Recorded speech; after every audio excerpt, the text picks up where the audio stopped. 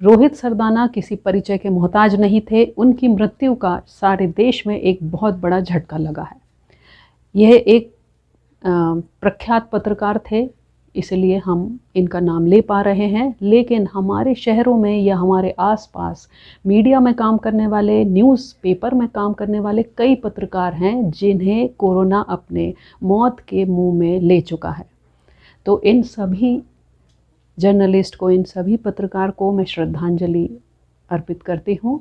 और मुख्य बात पर आती हूँ कि ऐसी क्या वजह थी जिससे रोहित सरदाना कोरोना से जंग में नहीं जीत पाए।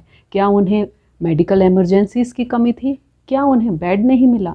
क्या उन्हें ऑक्सीजन सिलेंडर नहीं मिला? या क्या उन्हें इंजेक्शन्स नहीं मिले? तो इसका उत्तर है जी नहीं। उन्हें सारी सुविधाएं भरपूर मिली, लेकिन फिर भी वे कोरोना की जंग में नहीं जीत पाए। तो इसकी वजह मैं आज आपको बताती हूँ। हम सभी के अंदर एक जीवन शक्ति होती है जिसे प्राण शक्ति या वाइटल फोर्स कहा जाता है। जब भी कोई आघात होता है बॉडी में, चाहे वो फिज़िकल है या मेंटल है, फिज़िकल पे आज बात करेंगे। जब भी कोई बैक्टीरिया, वायरस हमारे शरीर के अंदर प्रवेश करता है तो वह हमारे वाइटल फोर्स को डैमेज करता है, और वाइटल फोर्स कितना डैमेज हुआ है उसके हिसाब से सिम्टम्स आना चालू हो जाते हैं। कई बार ये देखा गया कि एक ही घर में अगर 4 मरीज हैं तो चारों के लक्षण अलग अलग होते हैं। क्यों? वे सारे तो एक ही वायरस से ग्रसित हुए। तो इसका उत्तर है कि कोरोना ने जब वाइटल फोर्स को डैमेज किया तो हर किसी मरीज के अंदर अलग अलग लक्षण पैदा किए। यह डिपेंड हुआ कि वाइटल फोर्स कितना क्षतिग्रस्त हुआ है। तो हम होम्योपैथ इन्हीं लक्षणों के आधार पर जब सही दवाई का चुनाव करके पेशेंट को देते हैं तो वाइटल फोर्स की रिपेयरिंग, वाइटल फोर्स की हीलिंग चालू हो जाती है, और हमारी ही खुद की शक्ति वायरस से लड़ने में मदद करती है। और यह सभी इतना फास्ट होता है कि पेशेंट्स को बहुत जल्दी रिकवरी आ जाती है। पहले सभी ये मानते थे कि होम्योपैथी बहुत धीरे काम करती है, लेकिन नहीं। कोरोना में हम सभी होम्योपैथ्स ने पेशेंट्स को दवाई दी और उनका रेट ऑफ रिकवरी बहुत फास्ट हुआ।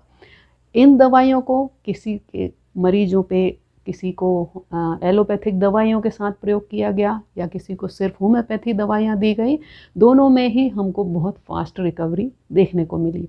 आज मैं यह दावे के साथ कह सकती हूँ कि अगर रोहित सरदाना को सही होम्योपैथिक दवाई सही मात्रा में सही समय पे दी जाती तो वो आज हमारे बीच जीवित रह सकते थे। जैसे ही आपको पता चले आपको कोविड पॉजिटिव हैं तो आप अपने नज़दीकी रजिस्टर्ड होम्योपैथिक प्रैक्टिशनर से मिलिए, उन्हें अपने सिम्टम्स बताइए और मेडिसिन लीजिए। अगर आप किसी भी एंटीवायरल, एंटी इन्फ्लेमेटरी या स्टेरॉइड्स पर भी हैं तो होम्योपैथिक दवाइयों का सेवन कर सकते हैं। आप हॉस्पिटल में एडमिट हैं तो भी आप होम्योपैथिक दवाइयाँ ले सकते हैं। इन दवाइयों को बहुत ही आसानी से प्राप्त किया जा सकता है। ये इजीली अफोर्डेबल मेडिसिन्स होती हैं, इनका कोई साइड इफ़ेक्ट नहीं होता। यह दवाइयाँ इतनी सेफ़ होती हैं कि अगर प्रेग्नेंट वुमेन इनका सेवन करे तो उसे तथा उसके होने वाले बच्चे को कोई साइड इफ़ेक्ट नहीं होता।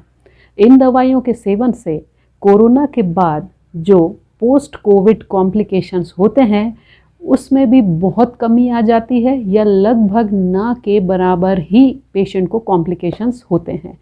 तो मेरी सारे हॉस्पिटल्स वालों से और सभी एलोपैथिक डॉक्टर्स से ये निवेदन है कि अगर पेशेंट्स आपके ट्रीटमेंट के साथ होम्योपैथिक दवाई लेना चाहें तो उसे मना मत करिए। इन दवाइयों को एलोपैथिक दवाइयों के साथ लिया जा सकता है।